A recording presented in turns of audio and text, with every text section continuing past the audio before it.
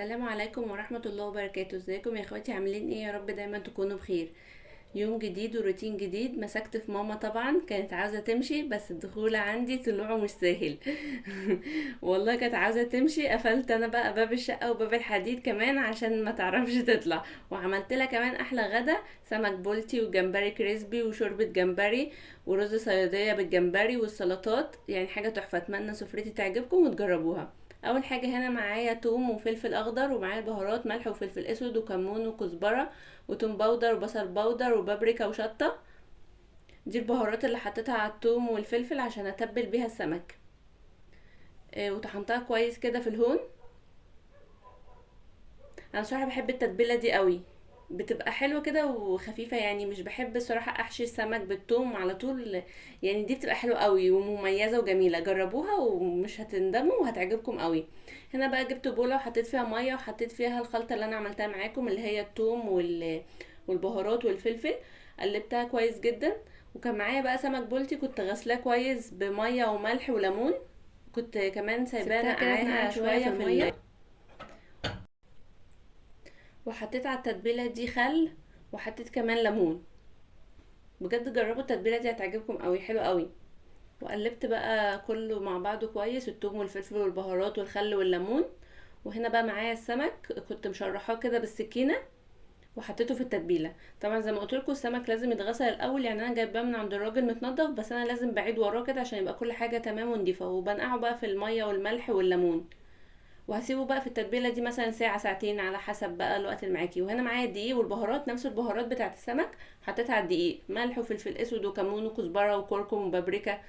يعني كل البهارات اللي حطيتها على السمك حطيتها كمان في الدقيق، عشان هي دي خلط الدقيق اللي هقلي بيه السمك، وهقلي كمان جمبري هتشوفوا معايا. هنا بقى جيت على البوتاجاز، حطيت زيت ومعايا بصله كده مقطعاها صغير. حطيت البصله على الزيت لما سخن، واقلب كده البصله كويس. طبعا احنا عارفين ان البصل الصيادية لازم يبقى لونه احمر كده ويبقى حلو. البصلة حطيت عليها رشة بسيطة من الملح ورشة بسيطة من الفلفل الاسود. ده بتبقى برضو مهمة الخطوة دي، عشان يعني ريحة البصل وهي طالعة تبقى ريحتها حلوة. وهنا بقى كانت البصلة اتشكشكت كده شوية. هفضل اقلب فيها، يعني هسيبها شوية وبعد كده اقلب فيها لحد ما يبقى لونها احمر. بجد طريقة الرز دي حلوة قوي. يعني انا عن نفسي انا كنت عاملة قبل كده معاكم برضو فيديو للرز الصيادية، كنت عاملاه بطريقة مختلفة. اما ماما بقى هي اللي عاملة الطريقة دي بطريقتها، حلوة قوي وطعمه جميل جدا. وطبعا هي عاملة بقى الرز بالجمبري فتحفة، غير اللي انا كنت عاملاه. انا صراحة ما كنتش عاملاه بالطريقة دي طريقة ماما، حلوة قوي. جربوها وهتدعوا لها كمان، يا رب يديها كده الصحة والعافية، يا رب يبارك لي فيها وفي عمرها ويخليها لنا كده يا رب. زي ما انتوا شايفين بقى بقلب في البصلة. وهنا كانت الخطوه التانية، كانت ماما بتعمل برضو الجمبري. بعد لما البصل اخدت لون بقى، نزلت عليها بمعلقه توم من الخلطه اللي كنا عاملينها للسمك، اخدنا منها معلقه. وكمان ماما قطعت هنا فلفل، يبقى حطت توم وحطت فلفل وكمان حطت معلقه صلصه. وتقلب كده كويس. حبيبتي كده، رب يديها الصحه والعافيه يا رب، ويجعلها دايما في وسطنا يا رب.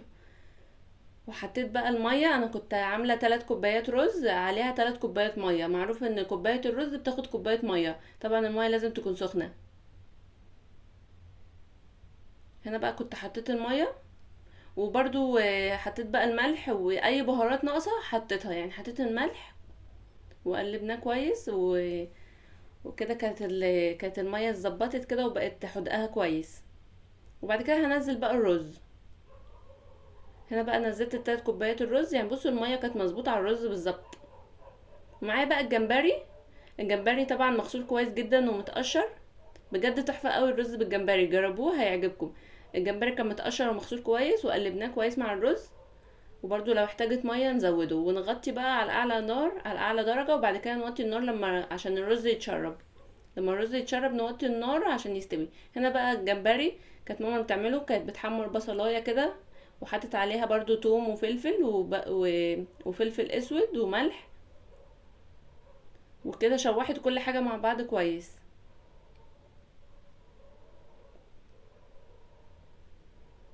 وهنا برضو كان الجمبري مغسول ومتظبط كده ومنضفينه كويس. حطينا الجمبري على الفلفل والثوم وطبعا مش بنقلب بالمعلقه عشان ما يتهريش، يعني زي ما انتوا شايفين. بصوا ماما بتعمل ايه، كانت بترفعه كده بالحله، وحطت عليه برضو شويه بهارات، كانت كمون وكزبره وكركم، يعني حاجات بسيطه كده. وبعد كده هنظبط بقى الحدق كويس. بجد طريقه الجمبري دي سهله سهله قوي، يعني انا ما كنتش بعرف اعمله، يعني ماما هي اللي عاملاه. لما شفتها وهي بتعمله سهل. كانت ماما بقى ظبطت البهارات بتاعه الجمبري وبتقلبه كده. زي ما قلت لكم ما تقلبوش بمعلقه عشان ما يتهريش، يعني قلبوا الحله كده. وهنا كانت حطت خضره، كانت حطت بقدونس، مش عارفه الصراحه دي كانت بقدونس ولا كزبره.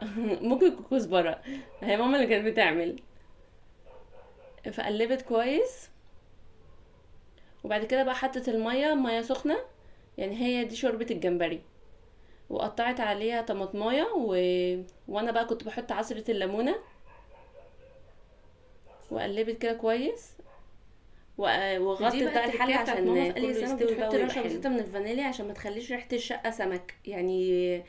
بس هي غرض ان هي ما تخليش ريحه الشقه سمك وبتبقى ريحه الشقه فانيليا وجميله، والسمك بيفضل زي ما هو، يعني ما بياخدش من طعم الفانيليا، بيبقى سمك مقلي عادي. انا طبعا بقى حبيت اقول لكم نصلي على الرسول كتير ونستغفر كتير. وحبيت ابدا معاكم بالحديث ده. الرسول صلى الله عليه وسلم يقول الله تعالى: ما لعبد مؤمن جزاء اذا قبضت صفيه من اهل الدنيا ثم احتسبه الا الجنه. يعني ربنا سبحانه وتعالى بيقول ان الانسان لما ربنا سبحانه وتعالى يقبض ليه واحد من احبائه ويصبر عليه، يصبر على قضاء ربنا سبحانه وتعالى ويحتسبه، ربنا سبحانه وتعالى مش هيديله جزاء الا الجنة. يعني ربنا سبحانه وتعالى هيديله الجنة بسبب صبره على المصيبة اللي حصلت له دي. صفيه دي يعني صفيه من اهل الدنيا، تمشي اي حد، اللي هم اي حد من احبائه، سواء اب، اخ، ابن، صديق، حبيب، جار، اي حد بيحبه. تمام. يبقى الانسان لما يموت حد بيحبه، ربنا سبحانه وتعالى بياخد منه الانسان اللي بيحبه ده، وهو بيصبر عليه ويحتسب وما يقنطش من رحمة ربنا سبحانه وتعالى. ربنا سبحانه وتعالى هيجزيه الجنة بسبب صبره على المصيبة اللي ربنا سبحانه وتعالى قدرها له. يبقى الرسول صلى الله عليه وسلم بيقول ان الانسان لما يحصل له مصيبة، اي مصيبة، ويقول فيها انا لله وانا اليه راجعون، اللهم اجرني في مصيبتي واخلف لي خيرا منها. يعني ربنا سبحانه وتعالى بيأجره في مصيبته، يعني بيديه خير على صبره، بيديله خير على صبره ده وبيعوضه خيرا منها. يبقى احنا لازم نتعود دايما على كلمة إنا لله وإنا إليه راجعون، بتتقال على أي حاجة بتحصل. الإنسان مش شرط مصيبة، مش شرط موت، يعني ممكن مصيبة أو أي حاجة بتحصل للإنسان، سواء في الشغل، في البيت، في أي حاجة في الدنيا، دايما تقول إنا لله وإنا إليه راجعون. وتحمد ربنا، وتحمد ربنا سبحانه وتعالى على نعمه، وان ربنا سبحانه وتعالى تبين له ان انت راضي بقضائه، وتقول انا لله وانا اليه راجعون. ربنا سبحانه وتعالى بيخلف عليه خيرا منها وبيأجرك على صبرك على المصيبة دي. وده بقى يوم النهارده، ودي سفرتي، اتمنى تعجبكم وتقولوا لي ايه رايكم فيها. متنسونيش بقى في اللايك والسبسكرايب وتفعيل زر الجرس ليصلكم مني كل فيديو جديد بنزله.